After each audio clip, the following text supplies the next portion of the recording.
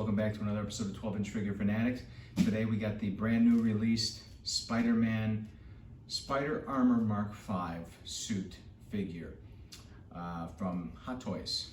There's been a few Spider-Mans out so far, and so far I've held out on purchasing one just because the old suit I thought was a little too old-fashioned, a little too bold in the coloring, a little too plain. But then there's also some in-between figures that maybe the blue was a little too dark or there was too much going on in the pattern. But I found that this Mark V is just like the most ideal figure for me, and it has some pretty cool features to it. So let's crack it open and see what we got going on.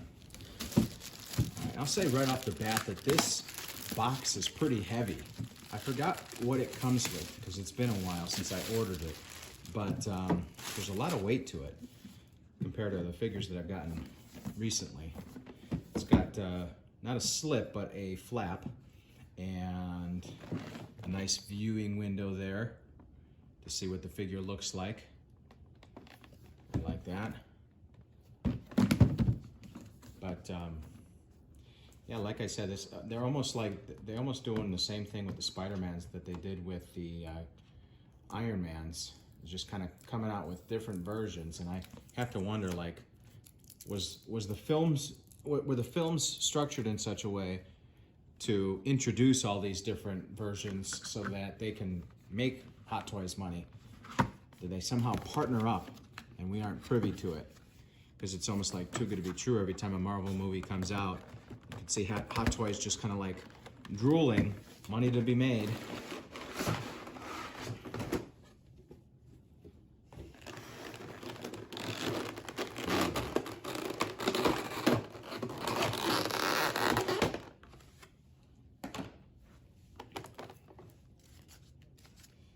Wow, pretty cool suit. The material actually kind of reminds me of the DC Superman figure that came out, and it's got sort of a rubberized texture to it.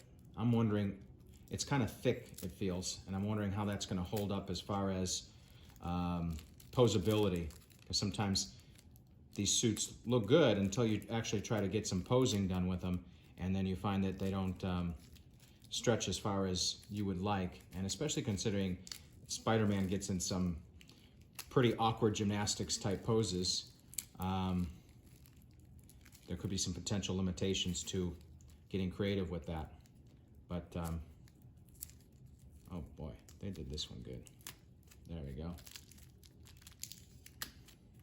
So I could see too that he's got the web dispensers on his arms. All right, so it is a very nice looking figure. It's got some good shape to it. You got some good muscle tone going on through the outfit, and I don't like how the eyes on the head sculpt are a little greenish, like glow in the dark looking. And it is entirely made of plastic, so it's not the same material as the rest of the outfit. Like I said a minute ago, you've got the web shooters out here. Look pretty detailed on the sculpting and the painting on that.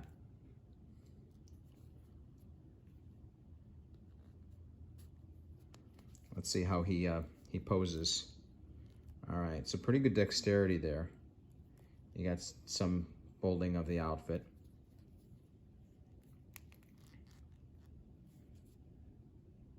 So it does hold poses. I'd be a little worried in the crotch area there. That's holding on pretty good. But see, now I bring it back in and it's got a fold there. There we go. So pretty good rotation on the feet.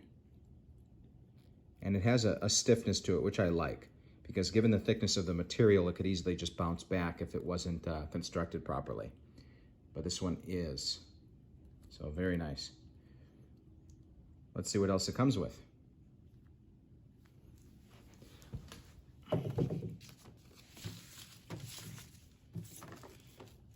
So we've got several hands.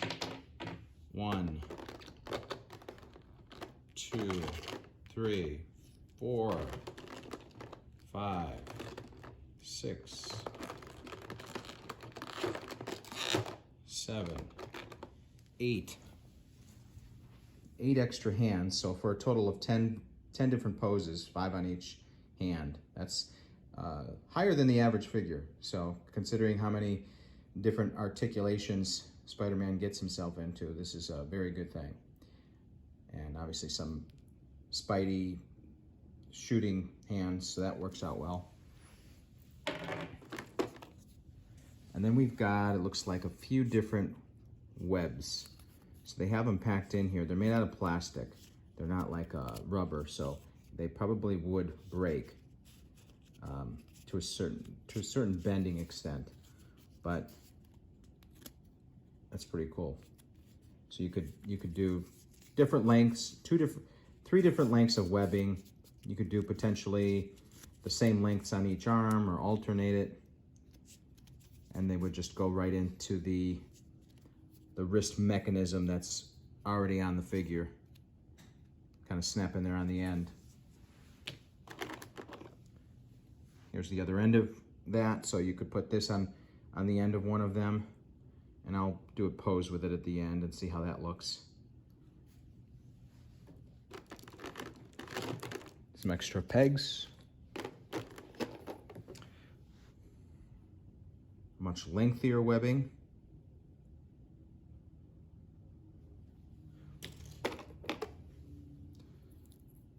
A little spider. And I wonder if that goes on the back here. No. Figured maybe it was magnetic. I forget. I'm not big enough Spider-Man fan to know if this was in the film and what it does. And then you have 2 sets of eyes for different expressions. So we got underneath.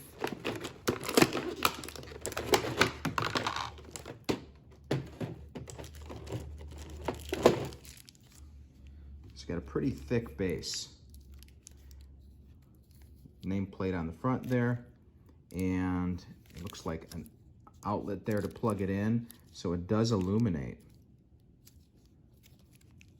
Yeah. I wonder if they connect with each other. If this perhaps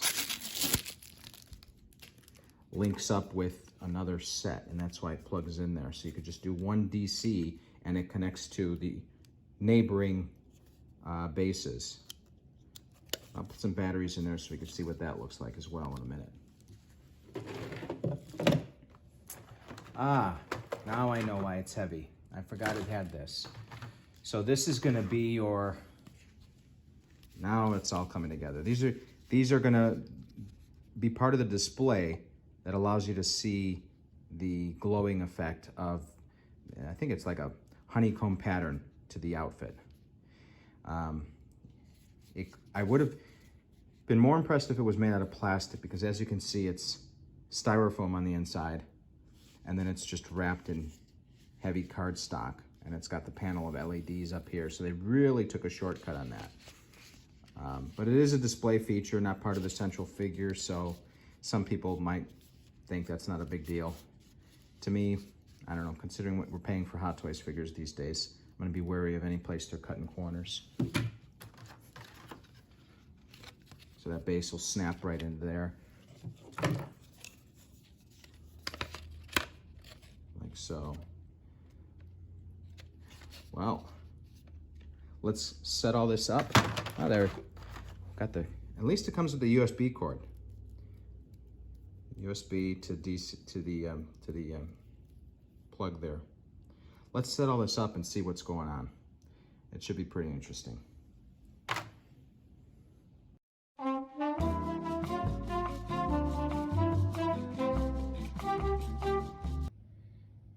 All right, so this is a feature that you really have to see in person to appreciate. You can only capture it so much on video, but I'm about to show you what the black light feature does to the figure.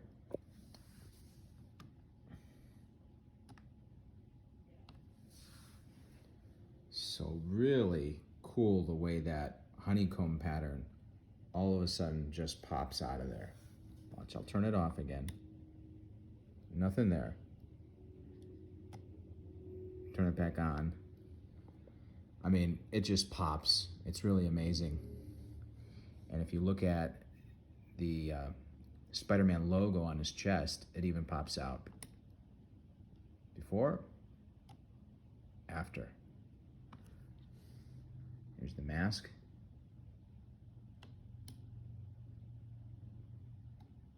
I mean, it almost turns into a completely different figure. Really is amazing. And I mean, for display purposes, I don't mind that the pillars are made out of styrofoam and covered in paper. That's fine.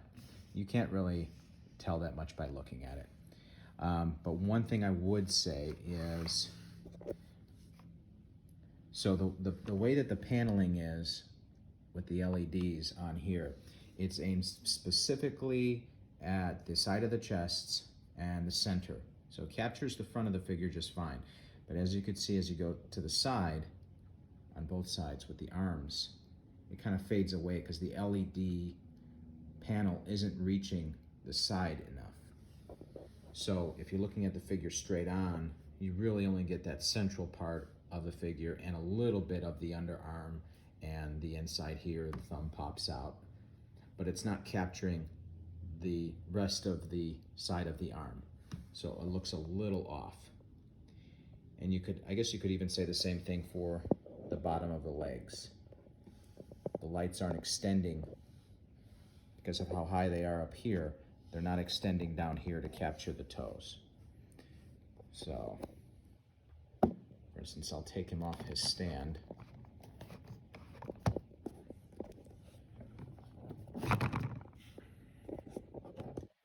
Bring it a little bit closer to the LEDs.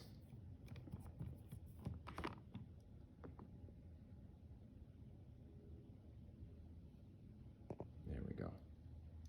So as you can see, the pattern goes down that far, but it just isn't captured by where it's posed on the base. And of course the back of the figure has the same feature. So there's the back of the figure. And as you can see, they even got the pattern on this plastic piece back here. So pull it away from the light and it just looks like, I mean, you could see, I guess, the clear paint on there. If you hold it up to the light in a certain way, you could see the honeycomb. But otherwise, it just looks like plain plastic. And then you bring it in here and it's got the pattern, just like the rest of the suit. So, pretty nice. Now let's get some cool pose going on. Oh, I did find also that, so for posing purposes, the bottom of the figure, the foot, has some additional dexterity in the toes. So so it does that.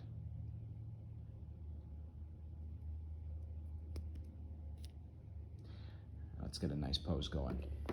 All right, so here he is with a nice pose, and I put the webbing on the end there.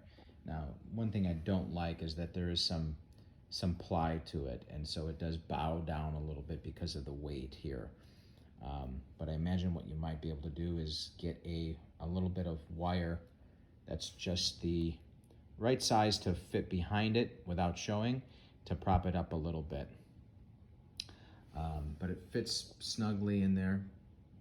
Looks pretty cool up close even. It's like a freeze frame in time. The hands are very easy to switch out. Overall, I'm going to give this figure a pretty high score just because there's so much going on. The detail is just remarkable. The fact that it has an additional illumination feature with the black light, If I had to say something bad about it, it would just be that the rubber on the suit is a little thicker than I would prefer. It makes me weary of bending the figure, and I would have preferred if the material extended up through the head and not just made it a plastic sculpt. But I'm going to give this figure a 9.1 out of 10. It's higher than I've given a figure in a while, but really solid figure. The fact that they even included the USB cord. I wish, I always had on my wish list that the Ironmans that they came out with had the kits built in. Like I forget the name of the company, but they're based out of Korea, and it allows you to wire the figure so that you could plug it in, so you don't have to throw all those little switches and replace little batteries at different parts of the figure, especially with those Ironmans. And you just throw a switch. And I think in the future the figures, at least with some companies, might head in that direction, and that'd be a real kick-ass feature for collectors, because then you could just throw one master switch and all your figures in your cases illuminate at once. That would be a dream come true. Very expensive to accomplish at this point, but the fact that you could plug in that base is a nice feature. So yeah, good job, Hot Toys. Definitely don't regret this purchase. Catch you all next time. On a side note, I did find an alternate use for the Spider-Man base, and that is for the custom core that I made from Tron Legacy. I think it looks very nice with the black light here. Definitely enhances the figure. So I think that's what I'll do with this, and rebrand it, put a new sticker on the bottom here, and touch it up a bit to make it look more Tron-like. Anyway, see you guys next time.